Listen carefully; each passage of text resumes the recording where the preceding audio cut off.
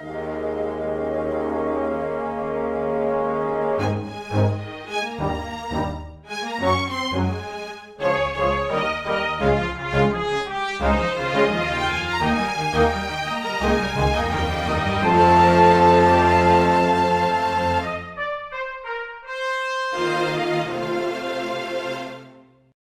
everyone, and welcome to Weekly Manga Recap here on August the 15th of 2019.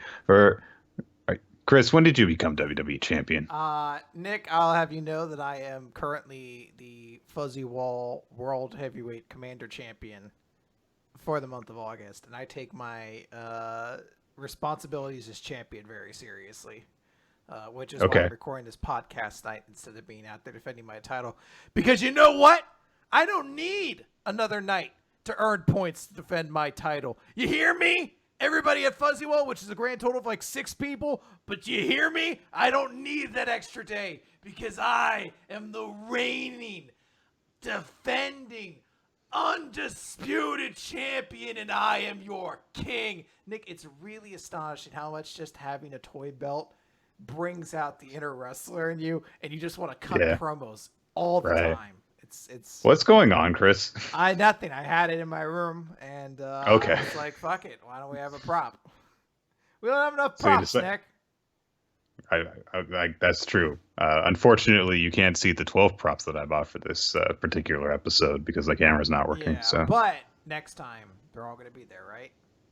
yeah, Yep. yeah, exactly. All right, let's remember that, guys. Put it on. Put it on the No, the pin please for don't next remember. week. Guys, we're going to have a bit of an odd episode this week because there are no regular series for Shonen Jump or for Crunchyroll or any of the usual manga that we discuss. However, we do have one special epilogue chapter for a series that concluded earlier this year, and we have a recommendation. And we're going to fill out the rest of the time by answering questions from you, the listener. Yes, you, particularly you, the one individually listening to this right now. Even if you didn't ask us a question, we're going to answer a question that you gave us. So, Uh-oh. yeah, we're inside your head. Shit, that's too intense. Yeah, All right. you can't fucking handle it. No, I can't. All right. Well, we should start this off then with our recommendation, Nick, Yes. because Er, that's where all the views are gonna come in. People are like, I want to know what they thought about those lesbians. That's being serious. Yeah. Yeah. Yeah. It's not a very sexual series. You can calm down. It's the series that we talked about, that we're going to talk about rather, is Yagate Kimi ni Naru, which means blooming into you, or several other translations there have been. But it is a series about lesbians. It is a Yuri series. It's actually a shonen series, which I was surprised when I found out. But yeah, it ran in a shonen magazine. But I guess that explains why it's paced in such a way that I was able to enjoy, and also drawn in such a way that my eyes weren't bleeding. I don't know. Shoujo manga tend to be drawn with an art style that's a little bit distracting to me. But this is a series that has it's got some characters with some odd views on love, basically. I guess we can start off with that, because that's kind of the entire reason that the main relationship, the main romance in the series starts, is that our main character named Yu, uh, she has this fascination with romance, with shoujo manga and stuff. Thinks that one day there's going to be someone who will confess to her and make her heart go doki doki, basically, and fill her with strong feelings, make her, realize what it means to be in love. And that has never happened to her. In fact, a guy actually confesses to her, and she feels nothing, and it's like, what's going on? Why don't I feel anything about this? Fortunately, the high school that she's just learned has this cool older student named Nanami, who she sees reject a confession very calmly and confidently and respectfully. And so she ends up talking to her and asking her for advice on what to do. And Nanami helps her to reject the love confession. But then Nanami starts to develop a crush on you pretty quickly and kind of kisses her without really asking. Um, there's going to be a lot of like Nanami kind of taking advantage of you in the beginning chapters, because what it essentially boils down to, we find out, is that Nanami needs someone to be there for her to hold on to and to provide her with like physical love, but she doesn't believe that she is deserving of anyone actually loving her in return. And Yu kind of has hangups about feeling that kind of stuff, as was hinted at in the beginning. And that's how their relationship starts, with this bizarre setup of I need you to be there to not love me when I love you. And yeah, it's weird, and it's really weird, and it develops from there. That's just the starting point. I think this is the first series that we have taken for a recommendation for WMR that has an explicitly lesbian relationship as like the core of it. Maybe we've done one other. We've done a lot of manga. I feel like we have done at least one other Yuri at this point, but maybe. I think that there was one that we covered like years and years ago, towards the beginning of our run. But yeah, I honestly can't remember it, but maybe we haven't. Maybe we're really far behind the times. Nick, I think we need to talk about She-Ra again. We need to get those hip kids back involved with it. So how about that She-Ra, Nick? I refuse to watch it again. Okay. I mean, I'll talk about it for both of us. So season 3 was really good. Girlfriends, was that it? I think that was it. Yeah. I can't remember anything about it. It was so long ago, and also it was not particularly memorable even when we first discussed it. So I really didn't know what to expect with this series.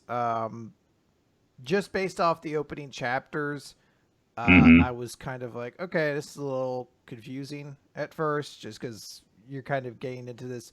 You start off with the vantage point. Actually, the summary that I gave, it is just as difficult to grasp what is going on at first, because you learn more over time. I actually really did like the first like chapter or so, with the way it kind of expressed like it used certain kind of imagery to express the fact that the main character, that you did not feel the way about love that she thought she would. She uses this example that she imagined if someone confessed her, it would be like lifting off the ground.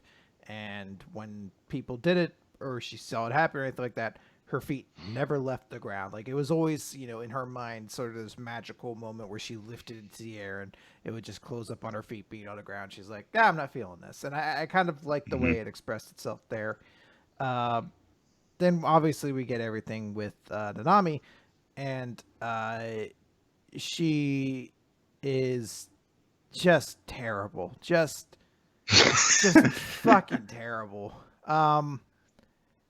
I want to say I like this series, but I didn't. I really had. Okay. I started off okay on it, and then I kind of started to like it a little bit more as we met some of the side characters, and we started seeing these interesting kind of perspectives on romance and just love in general.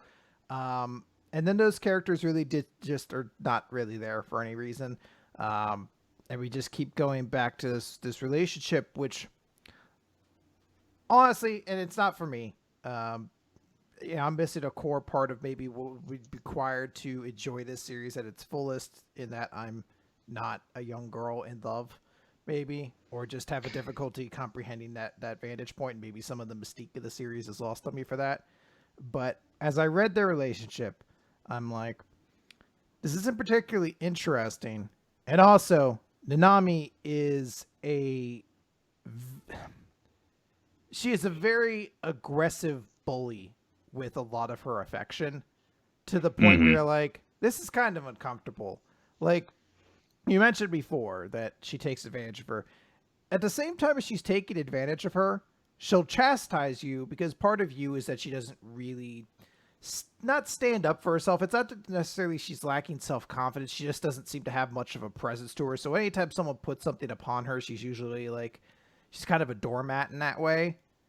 And Nanami chastises her for this time and time again by being like, if you just accept everything people like offer you, they're just going to walk all over you. And like me reading the manga, I'm like, but that's you. That's you doing it. You're walking over her right now in this scene.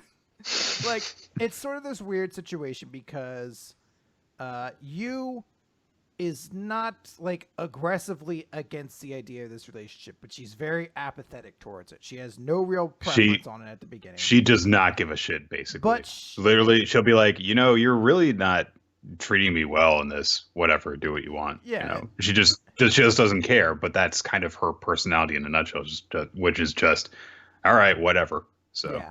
So it's this moment where you'll get things like they're at like a coffee shop or something like that, and she's like, Nanami's like, "I love you," and you will be like, "All right, I guess. I'm not really like upset by that, so whatever." And then Nanami will be like, "And I'm so in love with you that I refuse to let go, and I'm going to pursue you until I can get you to love me too." And you will be like, "All right, I guess." And that's sort of like the foundation of the relationship, was just sort of an odd place to begin with. It does change over time to honestly not much of a better situation for a while either. But it takes a while for things to develop to a point where they seem like, okay, they're in like a healthier relationship now. But that's kind of the whole point of the series, I think, is taking these two characters who really need to figure themselves out and the way that they kind of end up helping each other to do that.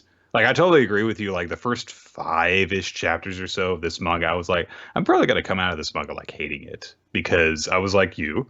I was like, Nami's just kind of bullying you into this relationship. It's, at least you doesn't feel like she's being bullied or anything like that. She literally just doesn't care. And that's honestly, one of my favorite things about her is just that she just doesn't give a fuck.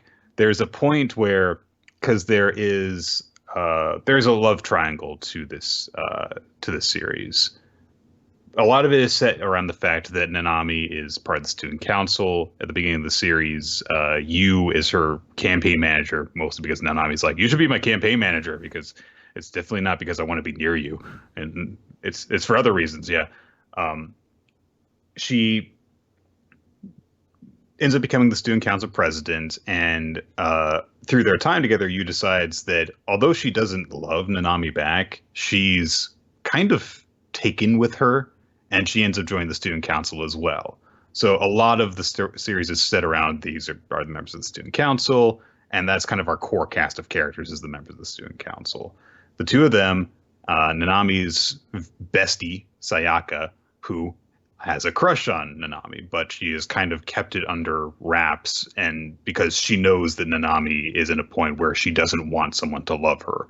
So she's basically kind of fooled herself into thinking, like, I just need to stay near her, and then when she changes, that will be my opportunity. And she's got this complicated relationship with Yu because she feels like she's kind of like stepped in on her claim, basically, on Nanami. Again, when it starts off, characters really, are not in a good place, but the point of the series is seeing them mature. So there's a point where Nanami and Yu have gotten closer, and Nanami's like, what if I started just calling you by, just your given name? And Yu's like, okay. For those of you now aware, that's a big deal in Japan, is that level of familiarity with someone once you reach a certain age. So Yu's just like, yeah, okay, whatever. And so they start doing that, and they start doing that at the student council. And so Sayaka kind of sees what's going on, and she's like, well, maybe I should start calling you by your first name too. And Yu's just like, okay. Just completely backfires, because Sayaka's like, that'd be really awkward. I'm not going to do that. And it's actually really funny when it happens, because you just can't get to Yu psychologically like that. She just doesn't care. And there's some other interesting characters that I think in this council. We see like some of Yu's friends that are in her class that she knew before. She's got this friend who's a writer. Another friend who is an athlete, and she's got her own thing going on. Then there's a really odd character. I can't remember his name, but he's one of the boys in the student council. And he is the first one who finds out about Yu and Nanami. He's the first one who finds out about Yu and Nanami's weird relationship, because he sees Nanami kissing her. And so he's like, yeah, so what were you guys doing in the student council room? Uh, you know, doing stuff. Okay, so what about when she kissed you? Oh, please don't tell anyone about it. He's like, I don't care. No, it's fine. See, and it turns out he's kind of a voyeur.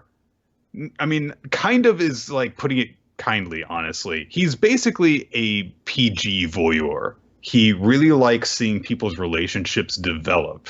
And we see in his backstory that he will have actually given advice to girls in their relationships, and then they'll be like, but I've fallen in love with you. And he's like, damn it, no, that's not what I wanted. I want to watch the play on the stage. I don't want the people on the stage to then reach out to me and pull me up onto it.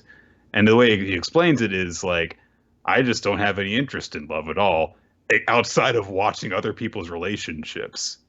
He's very odd. But that kind of plays into, you as well, because I got the impression early on, especially because you wasn't having any, loving feelings for anyone, that maybe this wasn't necessarily going to just be a series about lesbians as much a series that had like an asexual protagonist.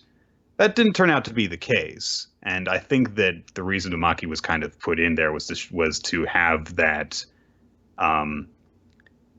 that kind of flagpole, basically. Like, okay, she's, kind of somewhere on this spectrum between being a very hormonal teenager and this completely uninterested in having someone love them personality. And she's kind of close to one end, but definitely not all the way. Fortunately, not everyone stays the way that they start off in this series, because it would have been a very frustrating ride. So I agree with you, but I also disagree with you, basically. So I did actually, I really like the character of Maki. When he was first introduced, it was kind of interesting because it happens, as you mentioned, super early on. It's like the end of the third chapter. So, they're into school. They've won the student council election. They're the student council now. You and Anami stay after class to like do some shit. And eventually it ends up with them kissing. And Maki sees it. You're like, shit. All right. Well, this is like a catalyst to push things forward, because if he starts telling people that ruins it, because all the mystique to like Nanami, like her entire image is that she is sort of this perfect being, and she's turned down a lot of guys because she says. And there would be this controversy because she put you with her in the student council and had her be your campaign manager. Scandal. Then you're like, all right, I wonder when this is going to pay off. And the next chapter is Maki confronting you about it, and he's like, no, I'm not going to tell anybody. And you're like, oh, that's kind of interesting. It's like a nice subversion. I'm interested in this. And he expresses how he's like, I'm not really into that. I really prefer to watch from afar. And he even uses like the imagery of like being at like a movie theater or at a play. Mm-hmm. So when it's like someone's confessing to him, he's like, being in love with someone from the audience, that's boring. Like, it's a very visually interesting way of portraying it. And I was like, I'm super into this character. As you said, maybe he could be someone that represents someone on the A spectrum. I don't know if he's supposed to be at all. The series doesn't really delve far enough into it. And then Maki barely gets used again. He shows up every so often, a handful of times. And really makes me kind of question why this series had a side cast to begin with, because outside of like Seiki, there's not really like side characters pop in every now and then, but for a little bit, as the series is at the time of recording, it's 43 chapters long. I know it's like about to end, so we picked a bad time to start discussing it. But in that 43 kind of chapter sequence, there's like one major storyline of like the play and the school festival. Yeah. And then everything else are kind of like small chapters around that. And the small chapters rarely ever seem to involve those side characters at all, which makes me kind of question. I was like, well, why do we have them then at that point? Like, why did we make Maki? Why did we introduce him in chapter 3? Why did we make him be the first one that discovers the secret and then do nothing with them? Like, they do show up, but never at any point where they, unless I missed it, because I did skip over like 1 or 2 chapters as I was starting to kind of like phase out of the series. Like, let's just get to this fucking play. But well, Maki's the person who ends up helping you realize that she is actually in love with Nanami. So Yeah, so I was kind of hoping we'd see more of these characters over the time of it. It really seems like everyone's there, and I guess this is what a supporting cast is meant to do. But really, they're just mhm. there for the main characters to like Yeah. basically be like, "Hey, you guys got to get together," which maybe is why I have such a negative feeling of the series because I really just did not care about these two characters by the end of it. Um, Mhm. I, I I thought that there was a lot of stuff involving Nanami that was like, okay, so you clearly have some trauma and issues you need to work out. Not to spoil anything on the series, but there's reasons why she's created this like image of like the perfect student, kind of the perfect I don't know, person, I guess, that she kind of embodies, and it's tied to some stuff in her past. There's some areas there that you're like, okay, there's like some blockades to kind of get through, and for a large part of it, it kind of feels like she just drags you through all that stuff. And it's not until like the very end of the series that you start to get like, oh, okay, they actually do care about one another. Like there actually is things they like about one another. So it's not like completely out of left field, but I just never really bought into their romance. I never really was able to like dig into it and be like, oh, cool, they're a good couple. I always kept thinking, I was like, I don't know if it feels like you or Nanami has shit she needs to work on first, and I kind of always wanted you to get Mm. away from her. Aw. That's a shame.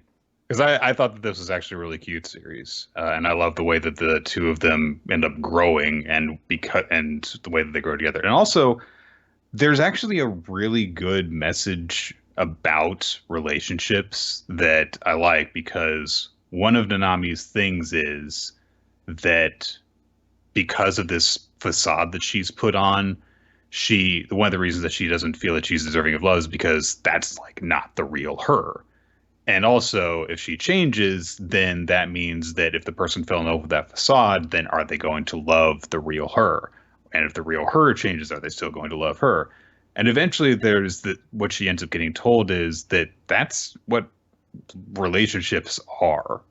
It's, an expression of love is not what without giving everything away. What a character says, and I've actually saved this page because I thought it was really good. An expression of love to someone doesn't mean that you're not okay with them changing. It also doesn't mean you have to be okay with however that they may change.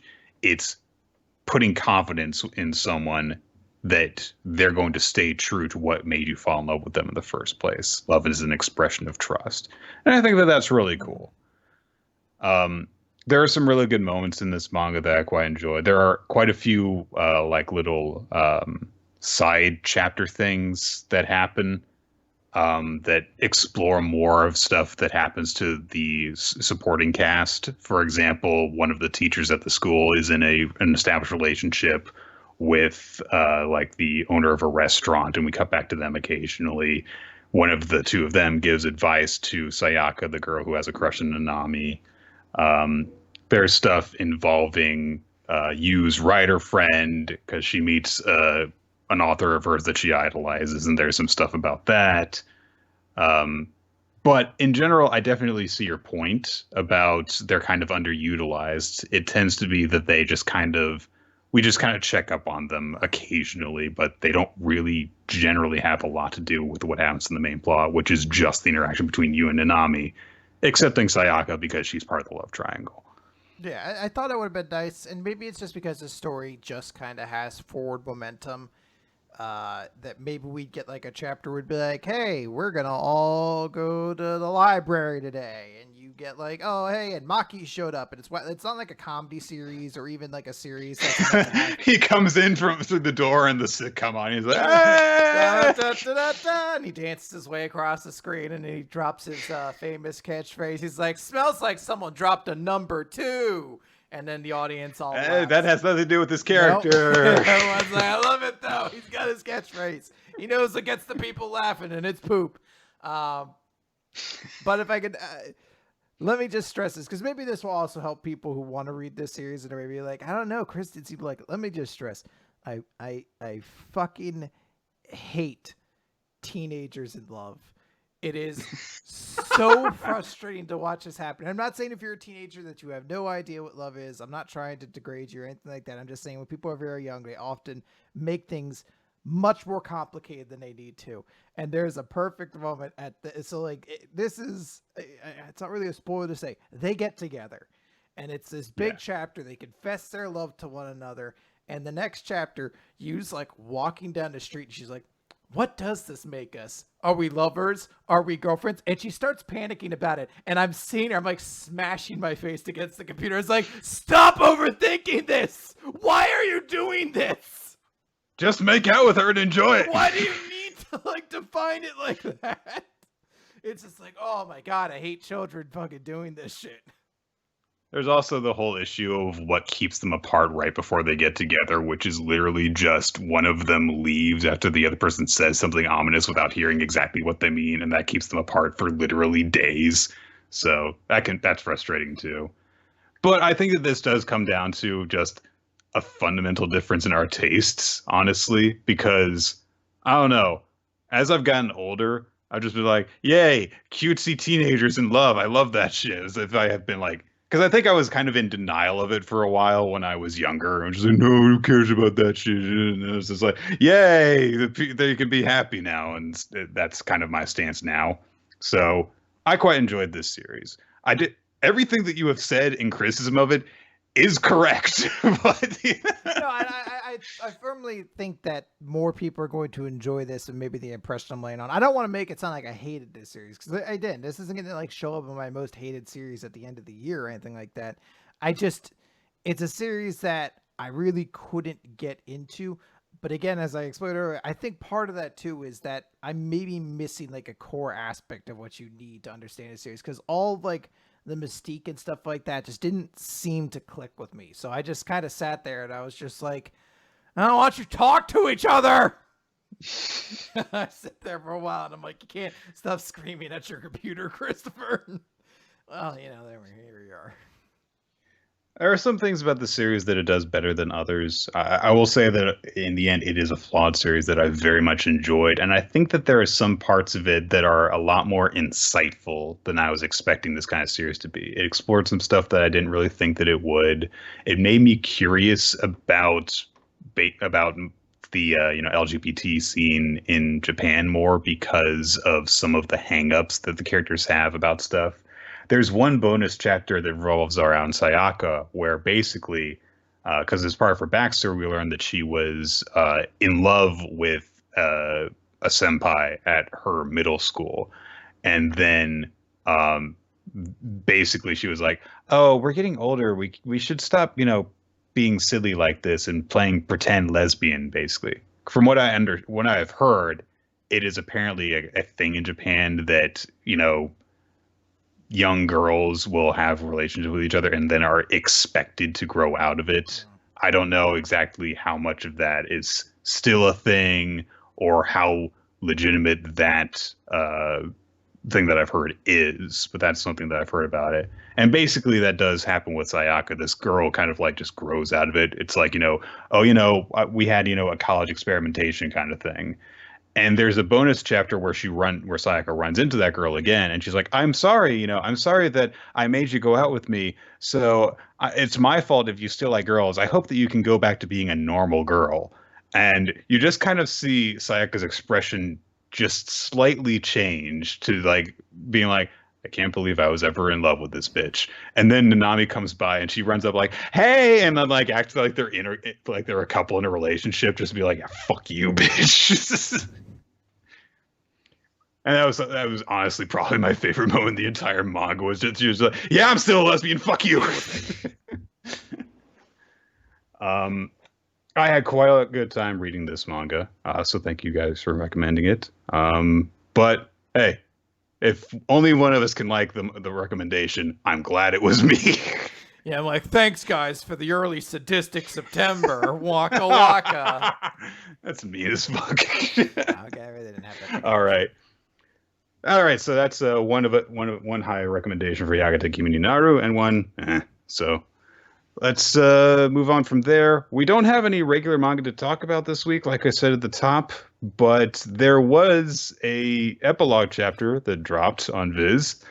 Um, Nick, okay, you love so Telgord I and think Haruma, right? I was high on it to begin with, and then just got kind of increasingly disillusioned by it with time. Um, I will say, because I think it was last week that we talked about how we prefer that series end if they're canceled early. Not like this, because this was stupid and pointless and really weirdly placed. So the epilogue chapter 19.5, which was titled Dragon, I think it was the title. Night of the Dragon. Okay. So this chapter takes place a couple months after the last chapter of Higuma. And it was explained that 2 months have passed since Akagane got attacked. So apparently the same amount of time since it was canceled, basically. And they're at like an Oban festival. And they're here because there's going to be a high level fugitive spirit that's going to attack the festival. And then we cut to this little girl who's put her hair in a ponytail, and her name is Hinata, and they're taking her to the Oban festival. Yay, she's gonna go see the fireworks. Aw, And then happy she for ends her. up she ends up separated from her family and runs into Higuma, and he's like, "Hey, where are your mom and dad?" And she's like, "I came to see the fireworks." She's clearly does not care about being on her own. They like get her like a candy apple, and she's like completely dead faced, expressionless when she's going and eating it. Oh man, And Nick, I'm Higuma's not like, I'm not comfortable with people after Stranger Things season 3. I'm not comfortable with people at amusement park fairs receiving something and then being left alone. It's just "It's okay, it's okay. She's not Russian. It'll be all fine." right. That was way more heartbreaking than it had any right to be, by the way. It's like no. No, the bromance. Anyway, spoilers for season 3 of Stranger Things. It's all the Russians. So the spirit shows up. It's a weird dragon thing that's scales fall off, and the scales form into like weird, vaguely shaped monsters that try to attack people. So Ayaha and Kubota have to fight them off while Kiyuma goes up and fights the main dragon thing. And he's like, "Hey, Roku, giant flaming pot thing, stay with this girl." And she's like, it just doesn't react to the giant flaming orb thing that appears, and he's like, "I'm gonna go and fight the dragon, so I'll be back before the fireworks start." And he goes, flies off. And so of course the girl is just like, okay. And he fights the dragon and is having to make sure that it doesn't hurt anyone. He like uses a fan thing to blow its scales back at him. The dragon tries to swallow him, and he blows his way out of it and shoots it with the bow and is hurting it. The fireworks are about to begin, and he's like, "Okay, I better finish this guy up." And then he sees Hinata, the little girl, up on top of one of the stalls, and he's like, "What are you doing up here?" And she transforms into a hell spirit thing and floats out of the girl's body. And he's like, "Wait a minute, you're..." And she finishes off the dragon and is like, "Don't block the sky with your annoying scales. I'm trying to watch the fireworks." And Higuma identifies her as Uen Kaseki, a spirit with a duration in hell of 821 years. And she's like, "Didn't you realize who I was? You didn't? You just thought I was a little girl? Well, why? I thought you suspected me and you were trying to make sure that I didn't get away. Why didn't you move me away from here where it would have been safe?" And he's like, "I wanted you to watch the fireworks. My job is to protect the hopes and dreams of the living from the likes of you, even when they're dreaming of the little things." And so Uenkaseki's like, "The dead have hopes and dreams too. Check out fireworks. They're awesome." They're loud and And then she colorful. They says, scare dogs, and I'm all about things that scare dogs. she says, "Don't you find it strange? Even when we both gaze up at the same fireworks, our divide remains unbridged." Are you also singing the Linkin Park song in your head? No, I was thinking of that "Gotta Love One Another" song. Anyway, So she's like, I'm gonna let you go now. Thanks for the candy apple. Next time I see you, I'll burn you to ashes. Bye. And she disappears, and Higuma's like, she got away, and Ryusen is dead. The twins are gonna ridicule me again. But anyway, Kubota and Ayaha are like, yay, we won. Come down here, let's enjoy the festival. And he's like, she's right about why Wardens risk their lives to save everything. It's not like I want to hear that from her, though. I won't let you take it. It's my job to stop you. And those are the last lines of the entire series. Just collage of all of the different characters that we've seen in the series so far. And then Kubota and Ayaha and Higuma and Roku all looking up at fireworks, and that's the end. So what was I guess you're like, it's it's kind of like how, I don't know really know how to describe this, because this didn't seem to be like a closure that was needed. No, there was no closure in this chapter. It was opening up because it introduced Higuma to a villain he would have had to encounter and deal with later on. This would have been fine as a chapter that would have been, in the middle of the series, like, oh, here is this new villain, and now Higuma knows who they are and something about their personality and some of their capabilities, and it establishes a bit of the dynamic between them in terms of the way that their philosophies conflict with one another. That is an opening note, not a closing note. And it was really weird that we end the series overall on this note when it was specifically tacked on to the end of the previous ending. It seems completely pointless to have had this new chapter. It wasn't like a bad chapter. I kind of like it when Kaseki's whole thing. I like her, being this, completely not giving a fuck little girl who then transforms into fuck off and let me enjoy the fireworks, demon girl. But it seems pointless to have added this on to the end. I don't get what the purpose of it was. It almost sounds like they looked at it and were like, okay, you kind of had to rush your endings. So we're going to give you a chance to do another chapter due to a more proper cap on the end of the series. And they're like, okay, here's a plan that I had for chapter 25 instead of chapter 19. It is strange. You'd assume that if you were going to get, like, because this wasn't even a chapter that ran to Jump, it ran in one of the extra magazines or one of the digital things. So if you were going to use it, I guess it's a way of being like, hey, here's one last kind of send off to it. But it's odd to do a chapter that neither fully closes off more of what the series kind of had left on it, because they never actually like had him fight his main villain, correct?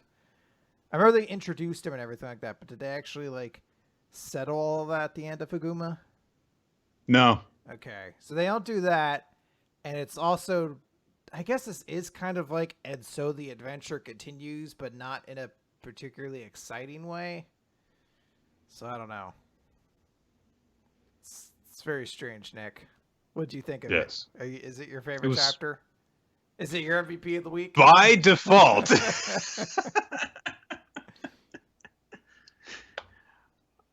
Yeah, I did not enjoy. I did not come out of this enjoying it. It more confused me than anything. So that's fair. So I think we're gonna start talking some Q&As. Yeah. While we get ready for that, I want to note, and I'm gonna post the link here to the people who are listening, and I'll probably throw this up on the Twitter for, I guess, people who listen to this afterwards that want to do it. But I know that Nick and myself, we want to add a new series to Weekly Manga Recap because we don't have Food Wars in there anymore.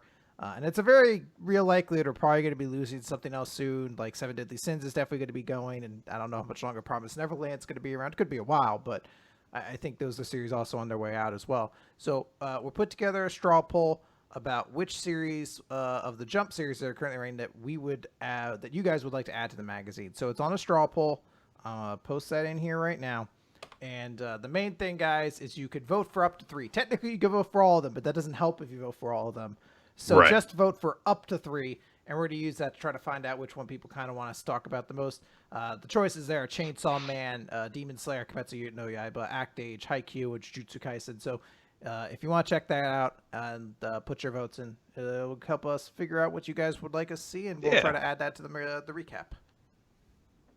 Yes. All right. So I get started up with some questions I have here from the spreadsheet. If you want to start off, Okay. all right.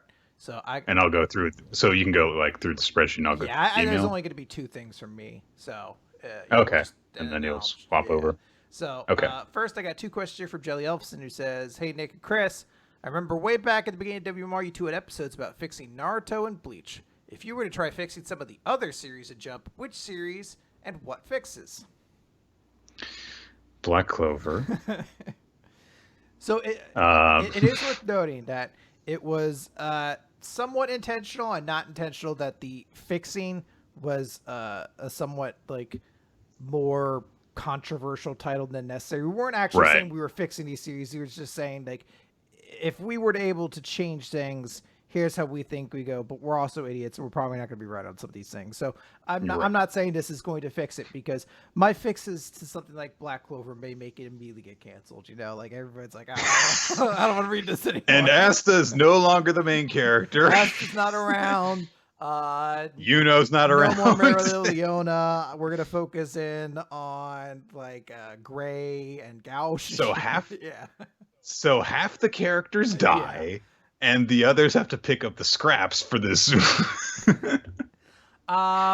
So if I were to change something, like try to make Black Clover more amusing to me or more entertaining, I think the number one thing would just be like developing the Black Bulls and their backstories and actually showing them not being like making it so that there's actual real hardship against them outside of the fact that like occasionally you'll see like a noble who's like, oh, the Black Bulls, they suck, but then everyone else acknowledges them as being super good. Apparently, they're the second most popular. Because I saw some Reddit tweet where they were like, oh man, I never realized Black Clover was just everything I want out of Fairy Tail and more. And I've really sat there thinking about that tweet for a while, and I was like, I can kind of see it. But they both, in my mind, have the exact same problem where they're like, we're a group of outcasts. We're also the strongest people in the entire kingdom. And we're never really reprimanded for it. And everyone of real consequence seems to enjoy our presence. So I'm like, I don't really know if there's a real consequence. You're not really a group of like outcast underdogs when everybody's like, here come the Black Bulls. They'll save us. I don't know if anyone's had that particular reaction, but it is odd that, yeah, like the Wizard King really likes Yami. He really likes Asta. You know, sure, there is like the actual king, but who gives a fuck what he thinks? He's played up as a joke. Did he die? And Did they kill him in that attack? I don't think so. I thought someone saved him, but I'm like, has he done anything since he showed up? Because, like, it's not even like, oh, he's a joke to the audience. No, he's a joke among the people. Like, when the very first time he showed up during that popularity thing, whereas, oh, the Black Bulls got all these stars and stuff, he shows up and tries to, appeal to the people, and they're just like, oh, look at this asshole. He didn't care. Like, it doesn't seem to have consequence for anyone to have, this negative opinion of the Black Bulls. Mm-hmm. So, if they played up more into, like, I guess like the Golden Dawn or something like that, having a negative opinion on them. That was a thing that came up back when, Mimosa and Hans, I think might have been his name, Glasses Dude. I remember him as Glasses Dude. Yeah, Hans had a little bit of a thing, but it's like, well, Asta immediately proved himself to them. I think that there just needs to be, in general, like, something needs to be tweaked in order to make it feel like when Asta and company emerge triumphant at the end, it feels like they did a lot to deserve it. You can have the same big triumph for them, absolutely, but it never felt like the series was going to end any other way than Asta's super sword powers did it. Because as soon as the elf possession stuff was introduced, Asta got a new super sword power that you knew would solve it. So, yeah. So there you go. Speaking of Black Clover, because we're going to have a little bit more of a question on that here. This comes from Karita Prime. Hello. Nick, why ruler of the Black Bulls Freeman? And Chris, what do you mean Jack the Ripper is a quote-unquote hero? Larios. You could tell these questions are aged because I think some of those are being pulled from like 2018. like the end of it. So there's gonna be like references to WMR from back Jack then. the Ripper. Now, one, I recently decided to reread all of Black Clover, which took just a weekend. And then after having to remember Asta's dumb crush on the nun, I started thinking there's a nun in this universe. Not only that, but since the basic aesthetic of the series is middle-aged Europe, there are a lot of crossed, both in people's wardrobe and jewelry and the architecture. A lot of crosses, I should say. Does that mean there is/was a Jesus in the Black Clover world? And if that is the case, what do you think his magic type was? Was it wood magic, wine magic? Was he the first Wizard King? Jesus. Yes, yes, Jesus, I Chris. know. That's what the question's about. Yeah, you got me on that. I'm just very bemused by the idea of Jesus having wood magic. And I'm like, what's his big weakness? Why did he? Is No, nail magic. wood would have been his weakness because No, wood is fine. He's a carpenter. it's a carpenter. It's when right? he goes up against someone with nail magic that's when it's egregious. I would think that his wood magic somehow allows him to imitate many other types of magic. Yeah, he's like, wood as one of the 5 basic elements, according to some of the systems out there, allows me to create a base for all magic. And then someone walks up with metal magic, and they're like, take that same explanation, but replace wood with metal, and then everyone else just, like, I don't know why everyone just can't cast every magic. It feels like we should just get to that point. I am 99% certain that Jesus would be able to do multiple forms of magic, just because. I mean, if fucking Painty McDeer dude can do it, then Jesus should damn well be able to do it. Number 2, speaking of Jesus, I remember some months ago, you got a question about One Piece's version of Jesus, and it got me thinking, what manga universe do you guys think would have the worst and the greatest version of Jesus? Which manga would have the best Jesus? Which manga would have the worst Jesus, basically? So, I feel as though the worst would probably be Dr. Stone, because it's all about science triumphing over stuff, and Jesus is all about working miracles and everything. So I feel like he would be kind of pathetic in that series, and also it's about 7,000 years after he canonically died. So, I would say, in my mind, the worst would be Eden Zero. Because the way we know Hero would write Jesus is he's a pervert, and he would use some of his magic to make women's tops disappear or something like that. Like, he'd be a mischievous kind of Jesus.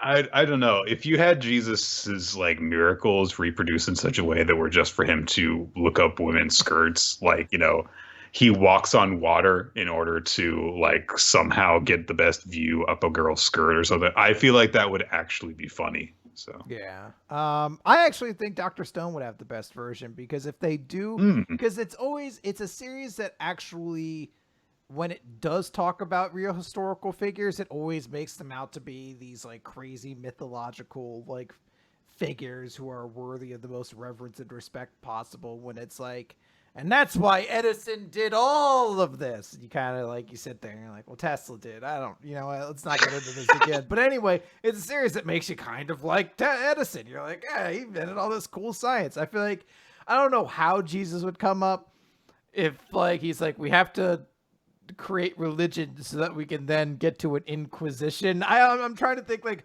what piece of like there's a roadmap to all the horrible things that have been done in the name of Christianity. It's like, we need a Jesus in order first. to get to the Crusades, we have to get Jesus first. And that Jesus chapter is going to be real solid. I don't know how the series is going to do after that, but I feel like if you want a series that makes a historical figure look really cool, it's going to be Dr. Stone.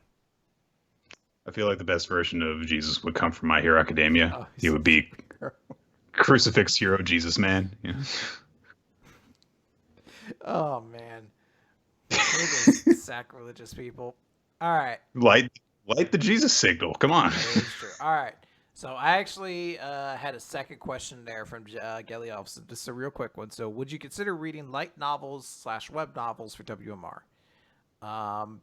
Probably not, unless it's a manga, because we're the manga Like, I'm not against the idea of reading them, but maybe for like extra material kind of stuff. Yeah, I could see us, reading a light novel for like a bonus thing sometime. Yeah, something But like that. But as an actual recommendation, maybe probably not. like an anime related light novel series that thus the manga is like an adaptation of the anime is yeah. Yeah. Uh, no, but All yes. right. And then I got So 3 questions here for Tropical. And it says, "Hey, Wyatt, the Nick of Time Freeman, and Chris, the Ruler of Time Larios. How's it going, guys?" That's the first question. It's not, but I'm counting it as the first one. It's been okay. First question: with the decenary anniversary of the podcast coming up, do you have any upcoming ideas or reflections for what you have done on the show, what you feel that the show has evolved to at this point, or what are your thoughts for the next decade of manga reading? Now, it's worth noting, I think we'll be coming up next year on year 9, because I think 2021 would actually be 2021 will be our 10th year anniversary. I think we started. I'd have to double check. I thought we started in 2011.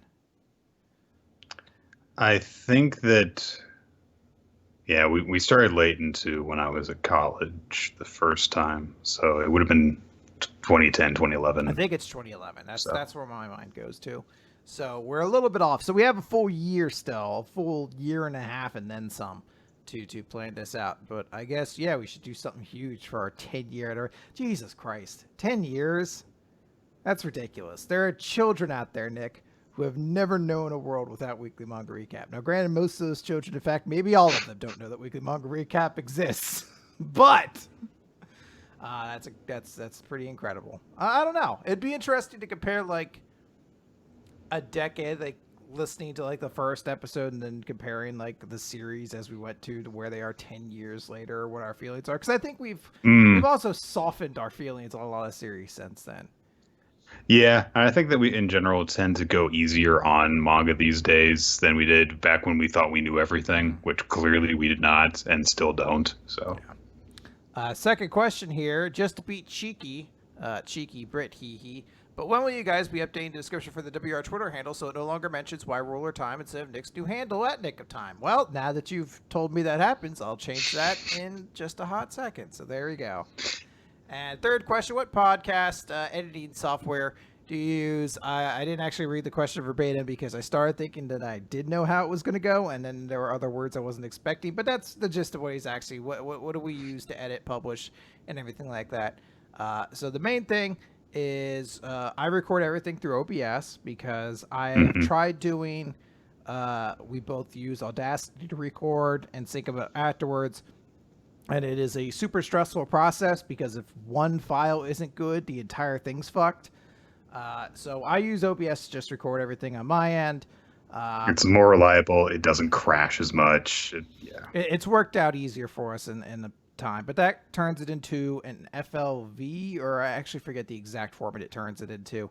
I basically convert it afterwards into a different format. I edit it through Audacity.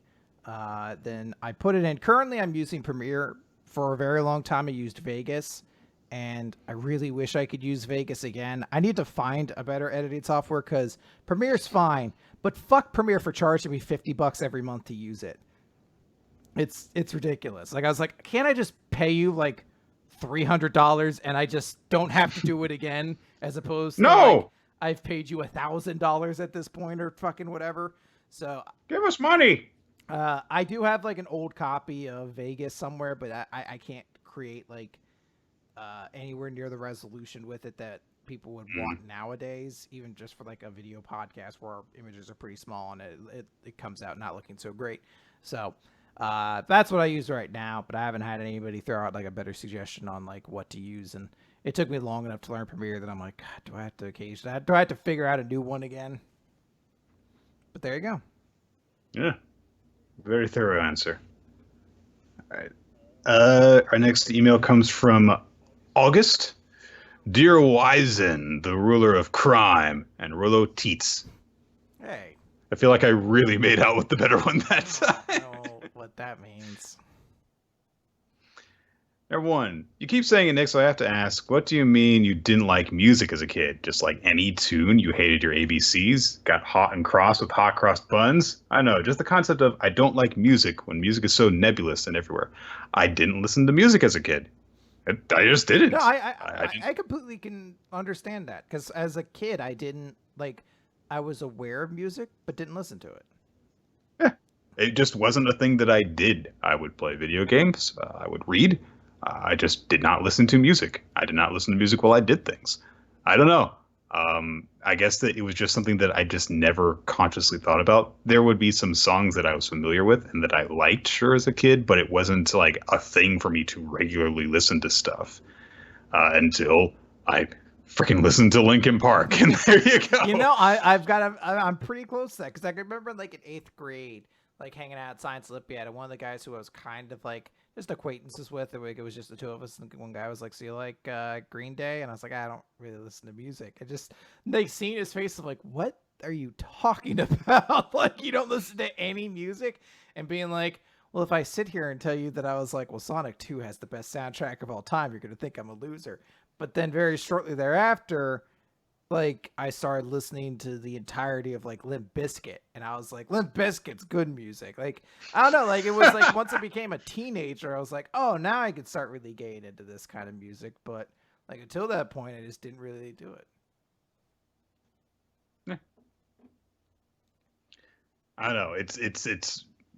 It's for the exact same reason you do not understand why I didn't like music as a kid is the same reason I don't understand why you don't get that I didn't like music as a kid. Yeah, you know, you're the freak here, August. That's not what I was going for, but yeah. Well, that's what I went for. I always take it to that next level. And you know why? Because I am the Fuzzy Wall World Heavyweight Commander What does that Champion. mean? Fuzzy Wall's What does that Fuzzy mean? Wall's the store I work at. Okay. So that's why. I haven't been able to. I was going to graffiti the title so it said that along the bottom. Because right now, this is World Heavyweight Champion. Also, this is a belt made for children. So Yeah, it looks like it could like yeah, if you put it around your head, it might hurt. Yeah, well, if you get around the head, it can't do much more. But you know, maybe that's where it's at its best. All right. Number two, make a manga themed cereal with any characters as the mascot and the prize inside.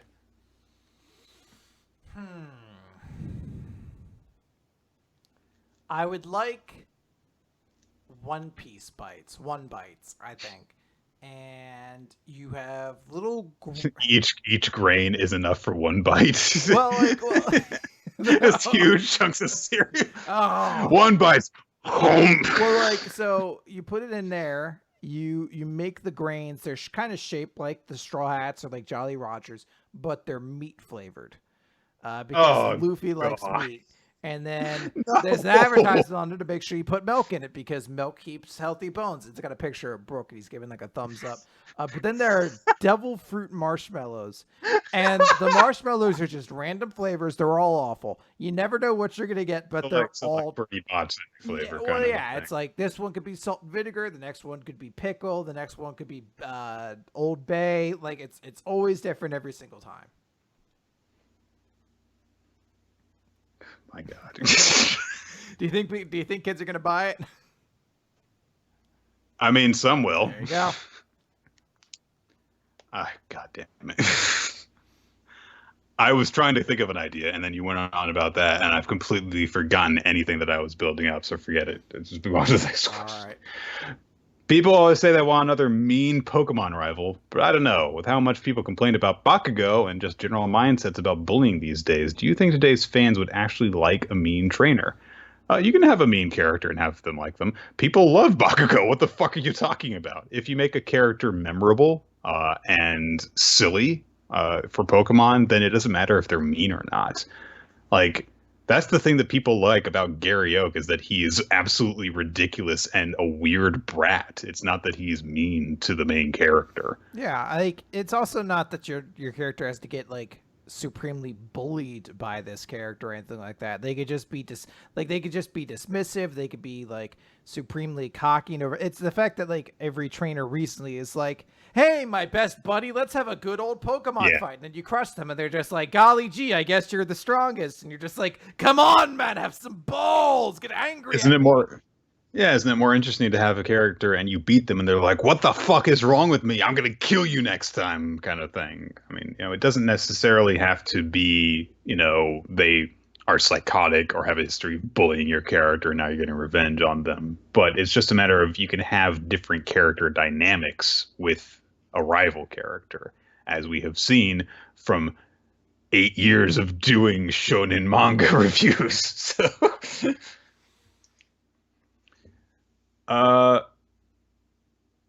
and then there's a challenge to make a water type Pokemon. And that's it. It can be dual type. It can just be a concept. You can name it and give it an evolution if you want. There are already so many water types. I think it's the most common type in all of Pokemon. Yeah, I believe so. And I think it's the only type that has also already done every single dual type as well. Wouldn't be surprised. I think there was the last one I was waiting for was a water fire, and they did a water fire legendary at some point. So I think they've done all of them at this point. In my mind, but I'm like trying to think of a creature in the water they haven't done yet, and I'm like, I guess there aren't very many eel Pokemon. The closest to I can kind of think of are there's the electric eel types from Unova, which I don't remember their name, but I don't even remember. They were like electric eel kind of things. Hold on, I gotta go to Cerebi to remember these ones. Well, I was gonna say like a moray eel, and make it like a water type, maybe like a water dark type, and it just bites you from rocks, and the rock is kind of like where it hangs out, like a big rock. I don't know, but that's the closest thing I can think of because we've seen water types for a lot of Pokemon.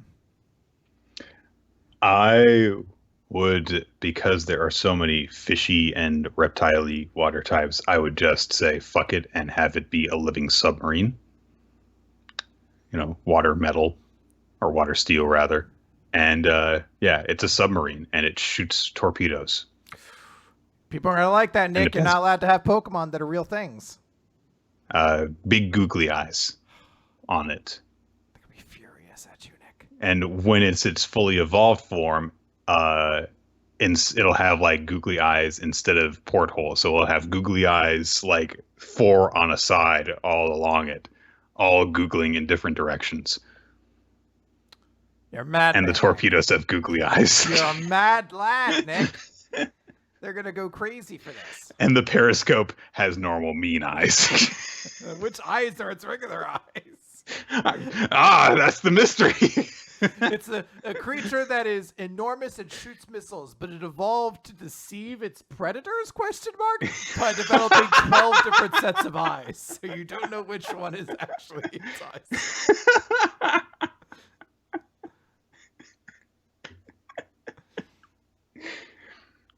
All right, next question. All right. So questions here. Cyber11 Magnum says, been following you guys for years, and while I found the whole woodworker podcast thing entertaining, I have to ask, where did it come from? How did they hurt you? They know what they did. So the joke answer would be, yeah, they know what they did. The real answer, in case you weren't listening back in this time, you didn't know it, is... Yeah, how come you don't have an encyclopedic knowledge of every episode of Weekly Manga Recap, the same way that the two of us don't? Well, yeah. One of my favorites, I listen to the podcast, Tell Them Steve Dave a lot, and one of my favorite episodes is an episode where they're like, "This, we've been doing this for like 7 years. We want to do a new jumping on point." So they try to do what they were calling like an episode 0 because they're comic book guys. Like it's like a new jumping on point. So they started trying to like do it by they're like yes, I was talking to Troy the other day. You guys probably don't know who Troy is. So Troy is like a friend of ours who's a cop. They tried doing it like 3 times. That stuff came up, and then they're like, fuck it, you know what, if you haven't done it already, just listen to the whole goddamn thing. We're not starting over. So it's and I'm on that same vein, but if you want the quick explanation, is when we first put the podcast on iTunes, we put ourselves in the hobby section. I can't remember if someone told me that we ranked or that I found it out myself. But I went over to see the ranking section. I was like, how are there so many fucking woodworking podcasts? Really, there's a metric fuck ton of podcasts that were like ranked higher than us. Woodworking was just the funniest answer that I found. So that's why we hate the woodworkers.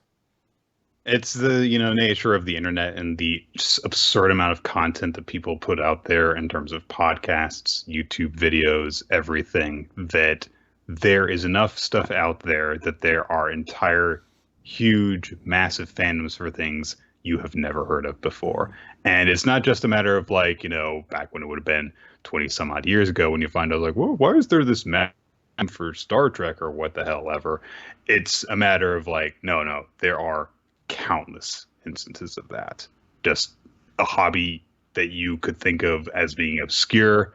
There are a whole bunch of hobby podcasts or something like that are all really popular and have way more subscriptions than us. So yeah, there's really, it's sort of one of the better parts of the internet is that you can find a fandom for just about everything out there, to the point where you're like, I didn't really realize this was like a fandom. I don't know if maybe fandom's the right word, but you could find a community, I guess, for just about everything. Yeah. Unfortunately, sometimes the community you find is just like, oh, wow, this community sucks. But usually you find there's a different community within that community, Yeah, exactly. When you're like, you know what, I don't really like subscribing to the subreddit Song of Ice and Fire anymore, but then you find pure Song of Ice and Fire, which sounds a little like, Aryan Nation kind of stuff, but I assure you, it just means they just talk about the book. They don't complain about the show. All right. Next up, another email. Yeah. I think it's your turn to read, isn't it? Okay. From Satellite of Love, Dear Nickap, time after time, and Roll-O-Teen in the Deep. I don't know which one that was, because in my mind, is it the Adele one? I'm pretty sure Rolling in the Deep. Was that her song? I couldn't remember if that was her song or not. I just know and I couldn't. That you literally just did the Rolling in the Deep. But I don't know what the words are. I just know that's the sound I hear every so often. But you played it to the beating. All right. Yes. All right. Well, there we go. Roll-O-Teen in the Deep. There. So we got both of them. There. Commitment. Yes. Let's not say I ever half-ass anything. Do you guys feel that there are any of the current series y'all recap have peaked yet? Yeah. I mean, I'm pretty sure One Piece has peaked just by the nature of it has been going on for over 20 years. And I'm pretty sure that it's not as good as it was a long time ago. We kind of had that big reminder of that with the Boichi redo of the Zoro fight with Mihawk. Where it's like, oh my God, this was just so good. And it's been so long since we've had a moment like that. That's just like, yeah. Beyond that, let's see here. Because that's the easy answer, obviously. Yeah, I mean, but beyond that. So just thinking about the series you recap, I don't think Black Clover's necessarily cat rig peaked yet. I don't know. I don't really know if it's summited anything either at this point. My Hero, I hope it hasn't. I don't think it has, because I would hate to think that the peak is, I guess, the showdown between All Might and All for One is the closest thing I think of like a peak for the series. It hasn't had like that huge #1 big arc yet, really. Jira having a concert. That's the peak. Okay, there you go. Promised Neverland actually has probably peaked. Well, I would say. Yeah, so, yeah. I think especially because we're so close to the ending. Unless the conclusion is incredibly good, then yeah. World Trigger may have peaked with the invasion. It's tough to tell because World Trigger has its own weird abstract idea of pacing, where it's like, yeah, 17 months doing a training arc's fine. And you're like, I guess cool. It is. I can't really argue. It's been great. And then what else is in there? Dr. Stone. Maybe it did peak, but what would the peak of Dr. Stone even be? Because I'm not saying this is a complaint, but almost all of it feels like it's roughly the same level.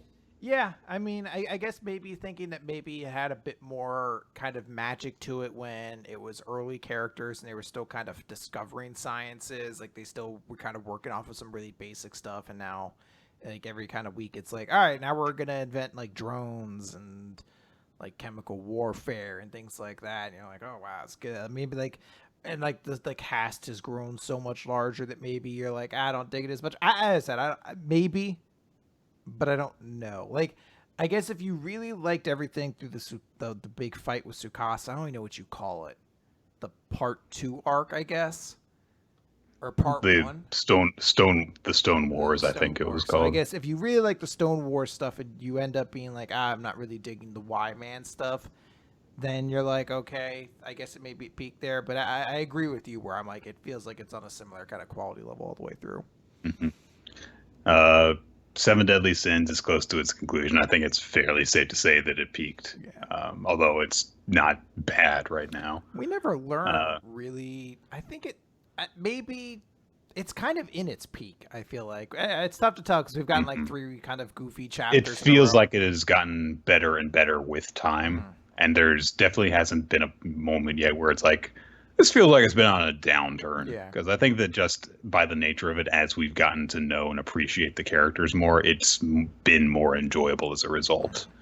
Each time that we have a big, multi-chapter exploration of a character that lets us get inside their head and see how much they're worth caring about, it increases our enjoyment of the series. So, despite the fact that it seems like it's much closer to its ending than its beginning at this point, it still doesn't feel like it's peaked. Eden Zero. I mean, it's similar to Black Clover. Peaked after the color page at the beginning. I'm like, maybe it hasn't really even started its climb yet. That's my hope. Is like it's still sleeping in bed, like the alarm's going off. We can only pray. And its hand keeps trying to slap and hits the snooze alarm, but you're like, maybe next time it'll actually wake up and start that climb it need to do. And did we talk about Black Clover for this? Yeah, well, that was the first one we did. Okay, that's why I forgot. I'm old now. My memories of what I used to. Every week, Nick, I feel like I'm falling apart a little more. I'm only 30, and I feel like I'm 90 times. It's brutal. I hurt my back the other week. Oh, it was brutal. I was like, how is this happening? I'm 30, and I'm like, I got out of my car at one point, and I had to like rest against the car. I was like, oh, it hurts so much. And you're like, that's when you feel like you're like, oh man, like, if this was the olden days, a lion would just eat me right then because I had grown too old and fat to exist in this world. They were like, you're the weak and now you are food for the strong. Let's talk about, let's go to the next one here, because this is from Ninja X3i, the maintainer of our spreadsheet, whom we appreciate very much, but there's a bit of a thing that happens at the beginning here. So this is a long one, but I'm going to go through the whole thing because hell, we've got time for it. Warning, this Q&A email revolves around spoilers for series previously recapped in WMR. At this point, I assume that most of these series are for series you have either already gone back and continued reading, or you don't have intentions to finish the series. Fair enough. However, if there are still any series you are worried about being spoiled for you, feel free to check the answers first and treat the spoilers for series you intend to revisit at some point as if they weren't there if you do skip question 1. Hello, Chris. Hate Dick Rampage Lario. I like that title. It makes you sound cool and metal. And Nick, this is an entire story about the development of a girl-on-girl relationship. And, it's not disgusting. Like, it's not explicit. No, that was, wow. Did you say that at one point? I did. I had a slip of the tongue where I meant to refer to it's not gross the way that it's portrayed, and I sounded like I was grossed out by gay romance instead. Like, and I was like, no, wait. I mean, it's kind of hot that they're kissing on each other and stuff like that, but I'm still not comfortable. I think that might have been what you followed up with. Ninja X3i here with another Q&A email. Not every series that WMR has covered has been a complete series at the time being recommended as it should be. Only being able to choose from series that are finished will be needlessly restrictive. Because of this, there are things that happen in those manga past the point where the discussion is had about them in WMR, and some of those things are very interesting. Below is a list of moments on plot twists and developments that I found to be very interesting about series that have been covered in the recap. The questions I have for you regarding these spoilers are as follows.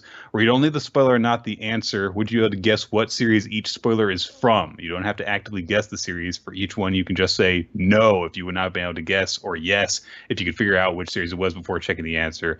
2, after going through the below spoilers, which of them did you find was the most and least surprising, i.e. the ones you would least and most have been able to see coming in the series it comes from? 3, which ones did you find were the most and least shocking? the one that you had the most and least visceral reaction toward upon reading it? Which ones did you find were the most and least intriguing? Assuming the laws of time and space were twisted so that you would have been able to read these parts of the series when they were recommended, which one would you have most wanted to have talked about during your episode? And going off of that last question, which of the spoilers, if any, do you believe would have most changed your impression of the series at the time it was reviewed? So that's actually some interest. That's actually a really interesting idea. It's a game. I think we're going sent to us a need. game. Yeah, it's a really cool idea, and I like this. I think that if we did this more often, it would actually be really cool.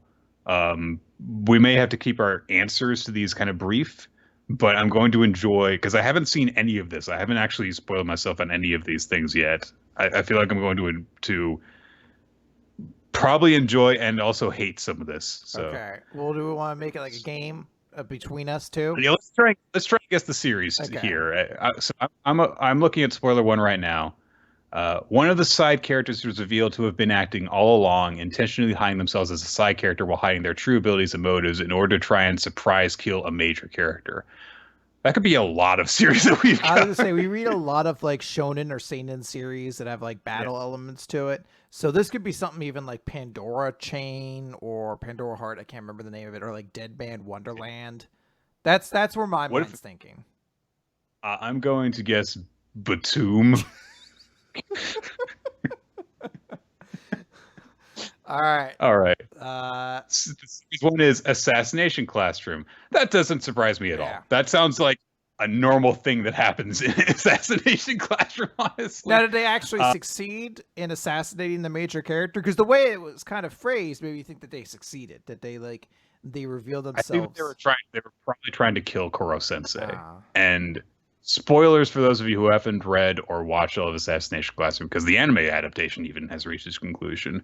The series does end with Koro Sensei dying. But if I remember correctly, the side character fails. I think because there's a big thing that happens at the end, and I think I know what's going on there. So that's not a very big surprise to me, and I don't think if I knew about that, I would have actually really cared, because that's kind of what Assassination Classroom is all about. Yeah, I was going to say, for that series, that's like par for the course, really. Yeah. Spoiler number 2, the final antagonist's first real interaction with the anti-hero protagonist is offering a house full of people they force to become murderers as a present, then killing them all off when this doesn't have the intended effect. What? So the big bad gives the hero of the story, who's an anti-hero, a house full of people as a present, like people like murderers, and kills them all. I mean, isn't that... that sounds like Nogami Neru. Yeah, I was going to say, isn't that Machitanto Nogami Neru specifically? But we talked, like, that was complete when we did it. That was completed when we talked about that. And, like, I'm trying to think, like, anti-hero protagonists. Like, my first thought was, like, Amatsu or Amatsutseru. That guy with the devil mask guy. Yeah, that was over too, I think. You're right. What are ones that we haven't... Oh. I'm trying to think. Like, what was the one with like the clown that like ate kids and shit like that? That's not Spawn.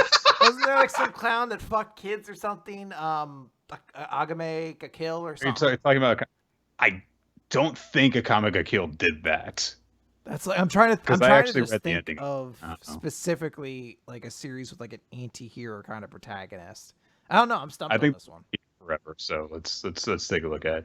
The series was Machitanto Nogami Neru. This was completed at the time of review, but Nick hadn't been able to get far into it due to having it to fit in the Halloween month. Okay, so you were actually correct we were actually correct with our first guess. Right. Again, not surprised to hear that. Okay.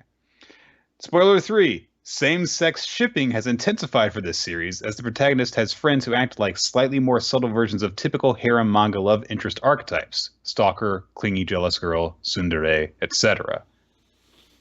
Was that... as a stalker, clingy, jealous girl, tsundere, etc.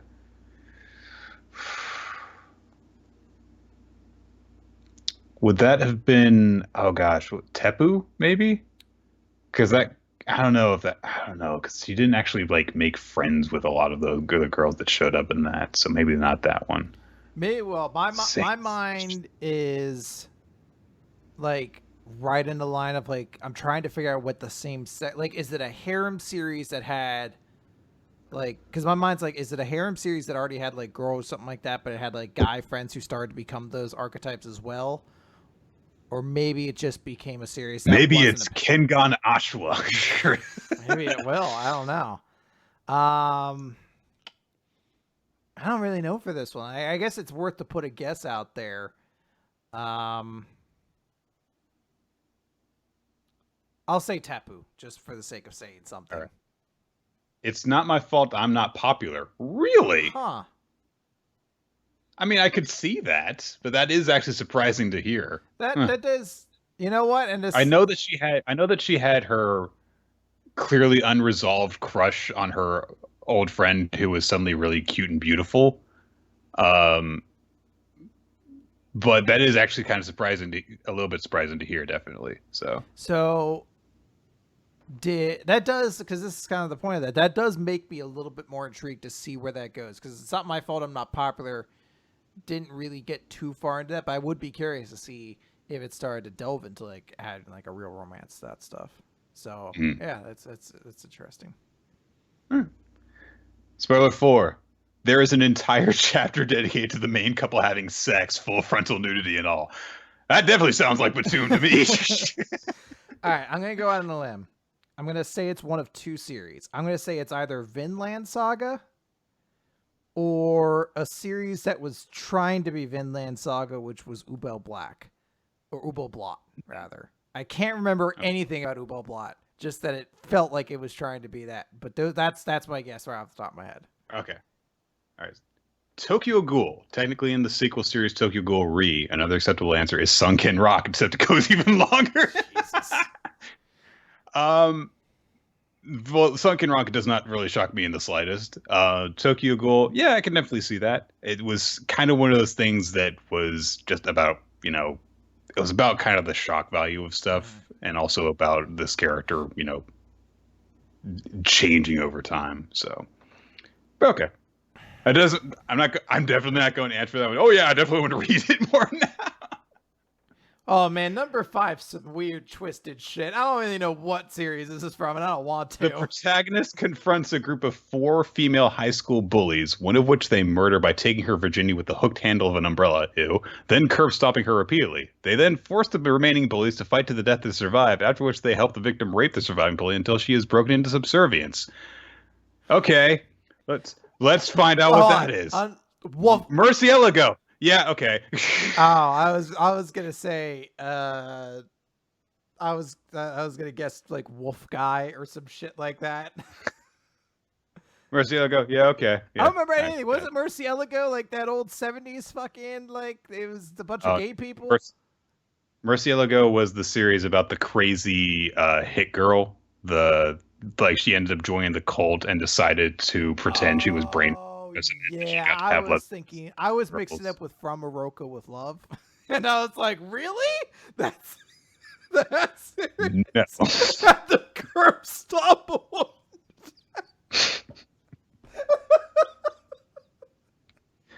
I was like, I think we need to read From Morocco with Love again. Spoiler 6. I actually know this one. A major character turns into a dragon in order to defeat a giant robot, and this does not end up getting reversed, that they still get a happy ending. I mean, not Fairy Tail. Brave Master kind of tried to do that, but then undid it. I don't really know. Pandora Hearts again. It's gotta happen one time. It's a Akame ga Kill. The main character actually transforms into a dragon through their special armor stuff, and but despite turning into a dragon, the whole romance with Mind thing that he had going on, they actually stay together after he turns into a dragon. And then the main character becomes Akame, kind of suddenly. I know that she was kind of supposed to be the main character, but she kind of wasn't. That whole thing was confusing. Anyway, spoiler 7. At the end of the series, the protagonist finally defeats the main antagonist group, only to be ultimately betrayed by their love interest, who was intending to do so all along, but also ended up legitimately falling in love with them. That sounds familiar, but I can't recall. Hold on, I want to almost like look up like a list of the recommendations we've done, because I'm trying to think of the series that I'm thinking of with this. Fuck, where is it?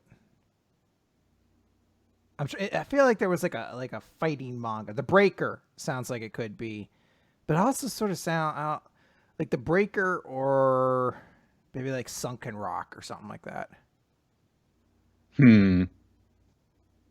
I don't know. I don't know if I've got to guess at all. That seems like something that could apply to a lot of stuff, though. I agree. All right. The spoiler is Sunken Rock. Oh, cool. There you go. I'm glad I spent 30 fucking minutes trying to remember what the name of The Breaker was, too. Okay. All right. Spoiler 8. The main and final antagonist of the series turns out to be one of the protagonist's closest allies, who is actually an unaging, under specific circumstances, being with limited mind-manipulating powers whose ultimate goal is population control via manipulating the world, the most recent attempt of which caused the series to end with a rape zombie apocalypse in Japan. What? Yeah, I don't know what this is, but it's going to be something stupid. If this ends up being something like fucking Maha Shoujo of the End or some shit like that. I have no idea. I can't even comprehend what series this might be. I don't know either. Arachnid. Oh, okay. I even barely remember that series. How the fuck does it get to that point?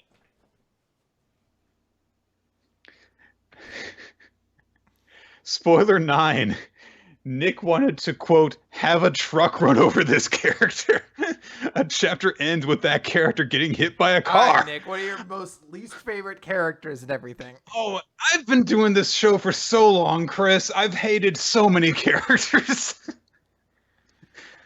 I don't know. I just read the spoiler because I'm trying to think if I could give you a single clue as to who this is.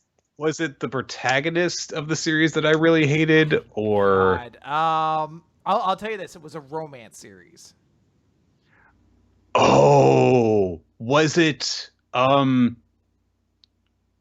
Blooming Into You, or not? That's the one we just did. Really hating Nanami. No, I hated her so much that it went back. Bitch with a car. What was her fucking? It had a weird poetic name and like a blonde guy who like manipulated the girl by like. I think you got it. It was Today Love Starts. That was it. That was the one I was thinking of. I couldn't remember. And now that you said blonde hair guy that everybody hates, I was like, I vaguely am starting to remember this series a little bit more. Okay. Yeah. All right. Well, then I don't know. If he gets better, I still wouldn't have wanted to read the series. But that's one of the most intriguing. Like, yeah. Spoiler 10: this manga pulls new Saki drop. There's not that many series we read with children being taken care of by an adult that we didn't finish. Was there? What was I think the only one we didn't finish was like Yatsubaya or whatever. They didn't fuck that kid, did they? No, I don't think that was it. I don't know. Maybe there's like a character that got adopted later, in which case we would never be able to guess. I'm just gonna go ahead and look at the spoiler. I don't have a guess for this one. No, I'm just kidding. It's one of the 10 spoilers. I couldn't think of another one. Jesus. All right, that's fair. You fucking troll.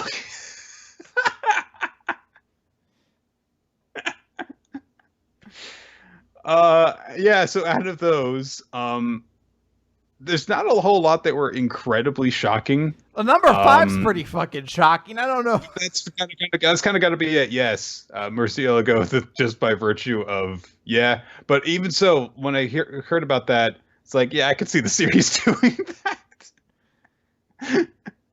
Out of the ones that would make me want to read it more, I don't know. Getting to see that asshole get run over by a truck sounds pretty good. I'd be kind of interested to see. But he would just get better and the love would deepen, so.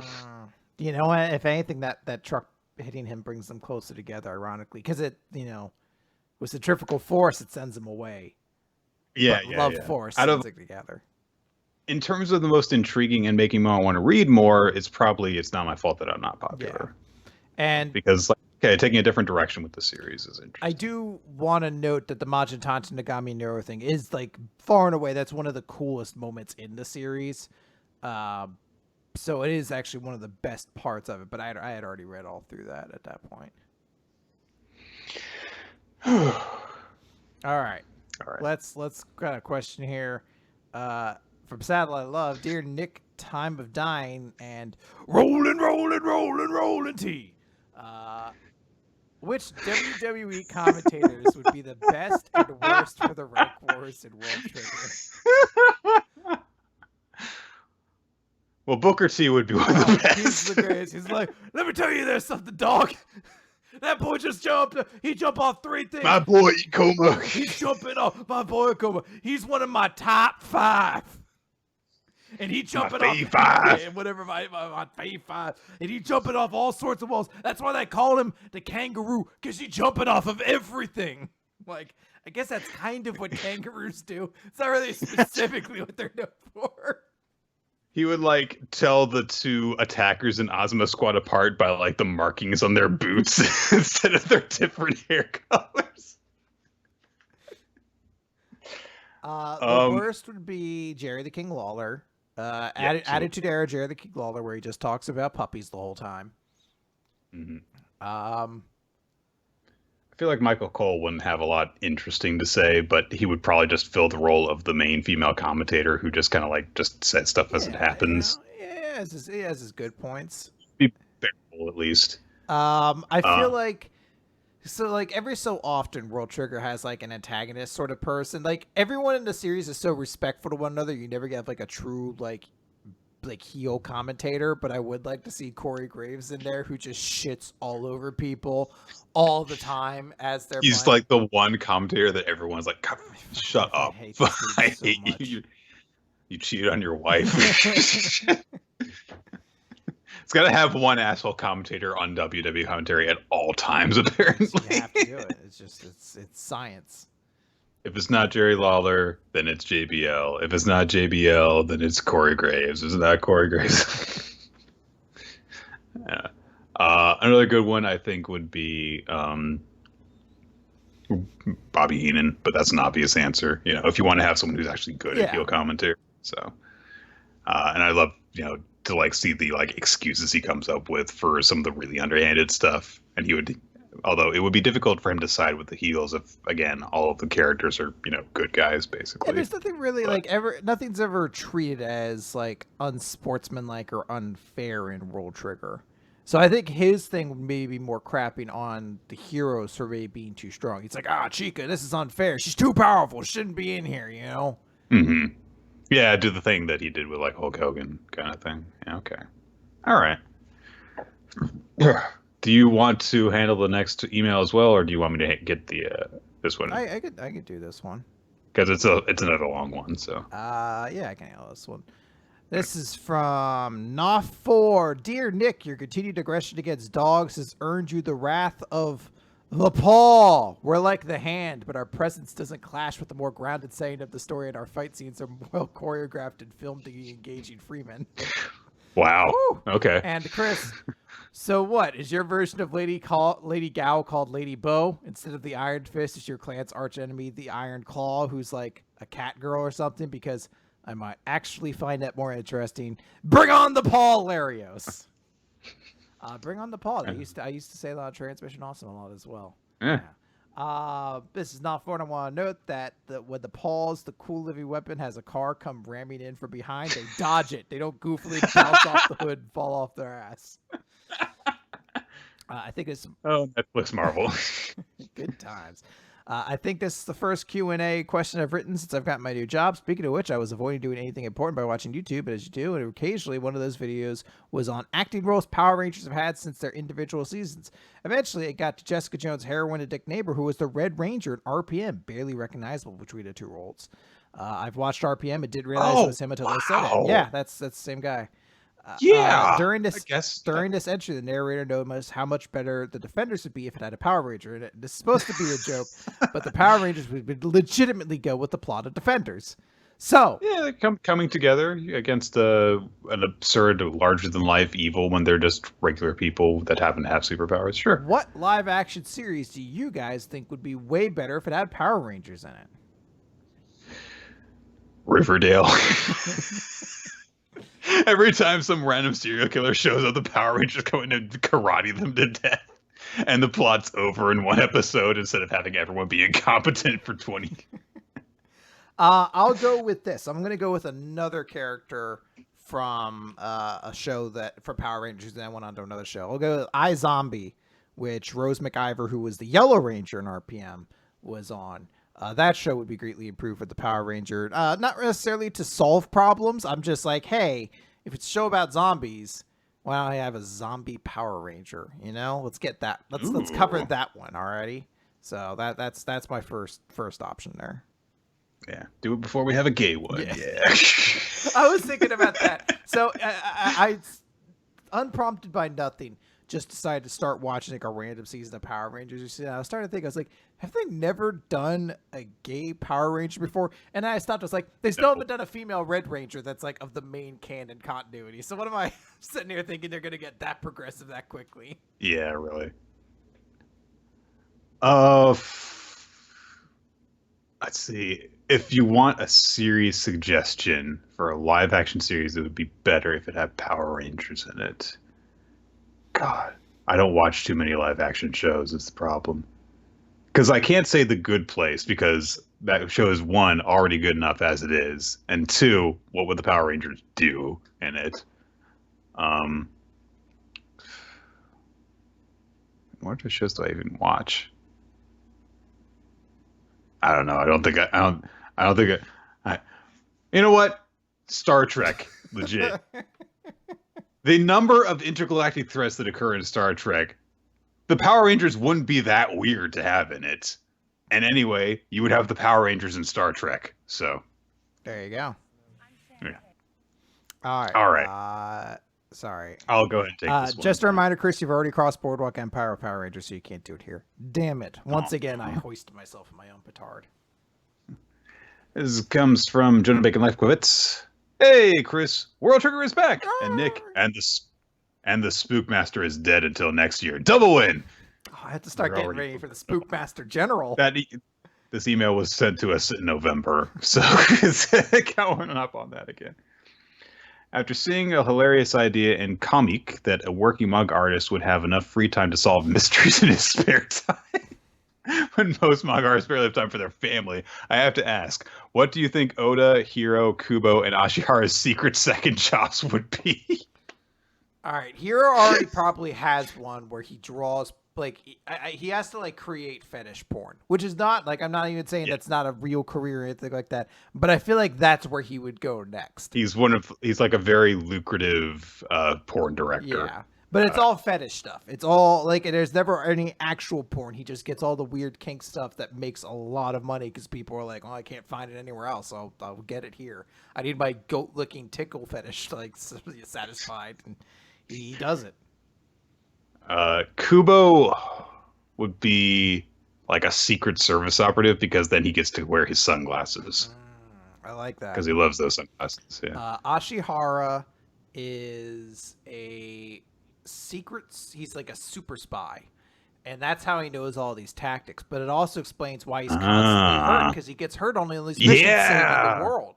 So that's also another reason why it's very rough for everybody. Gotcha. But Ashihara has been saving us all.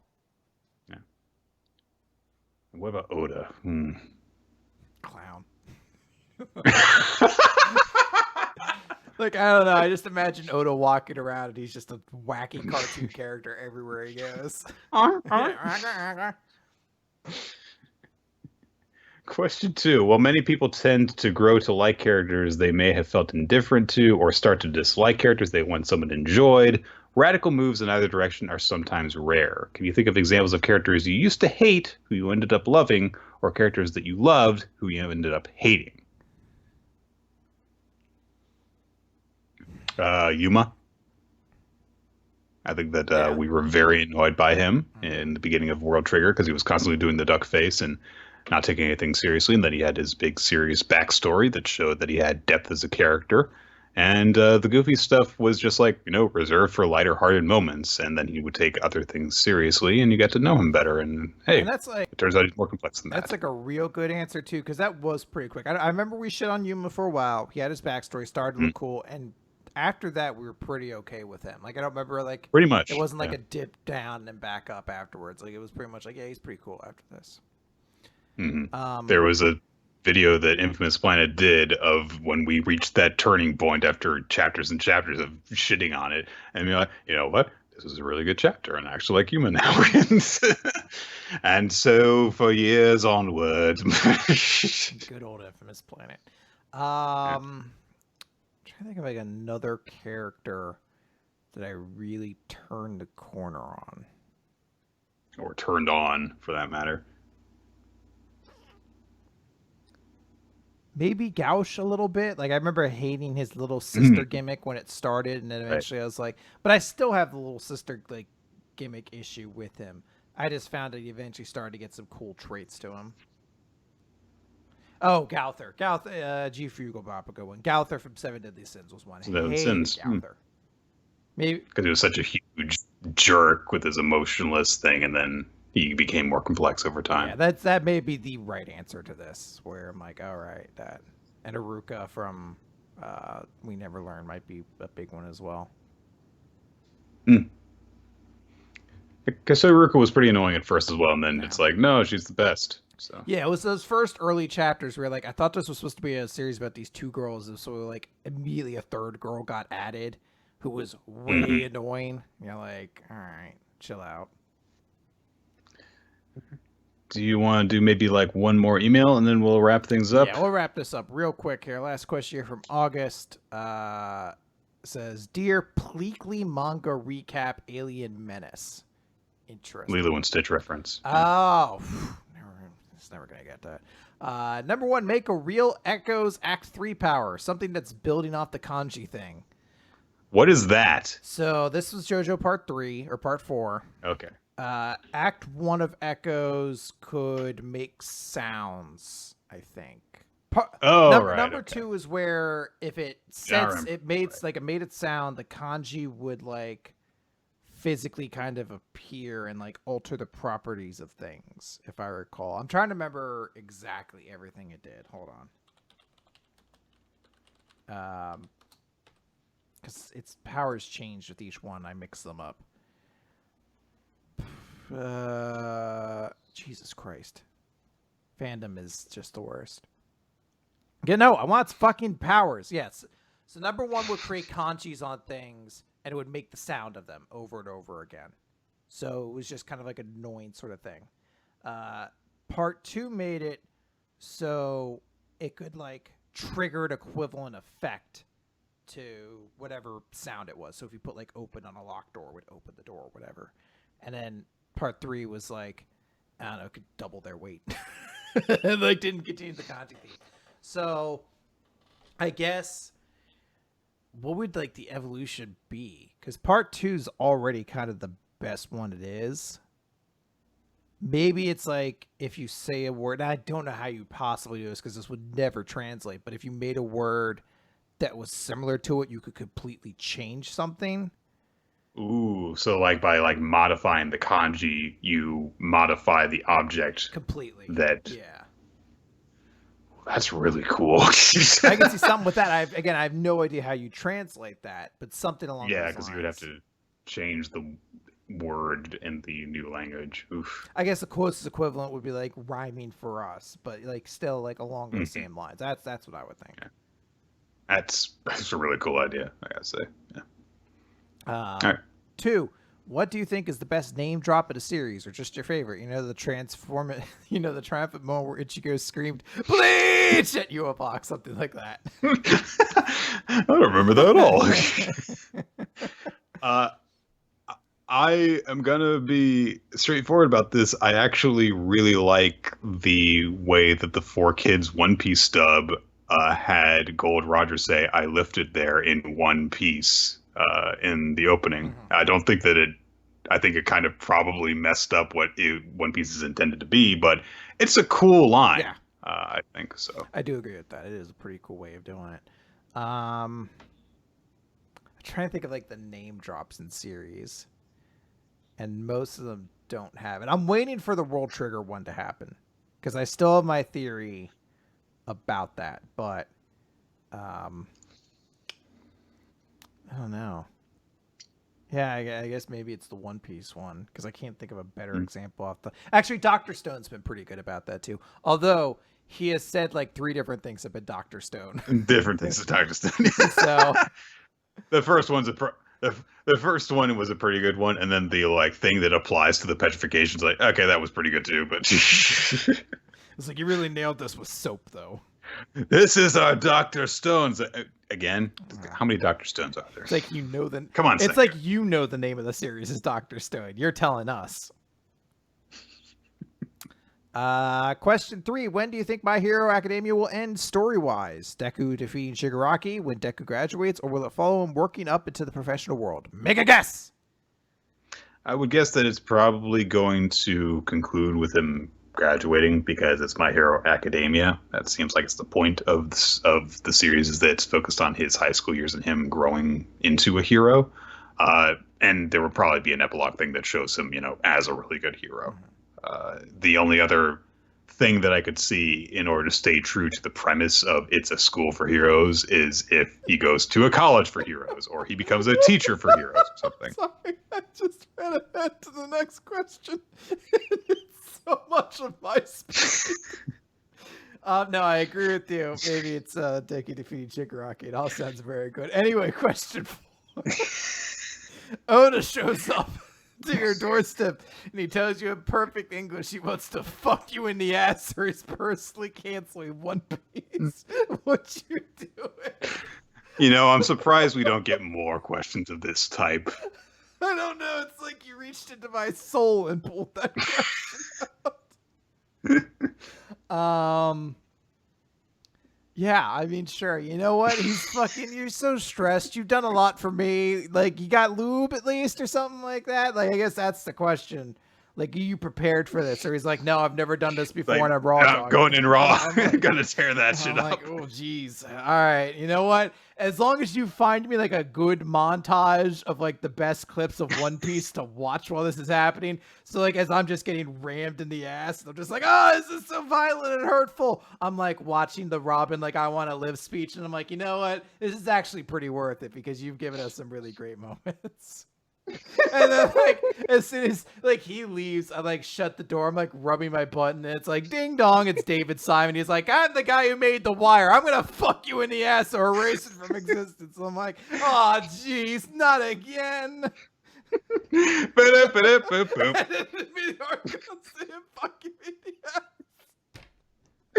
Over the end credits.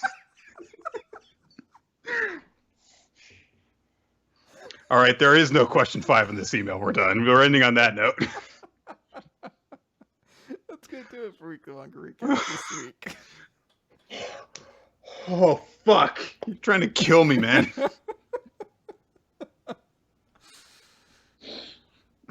Are we doing the actual wrap-up for the end of this episode? We just ended it there.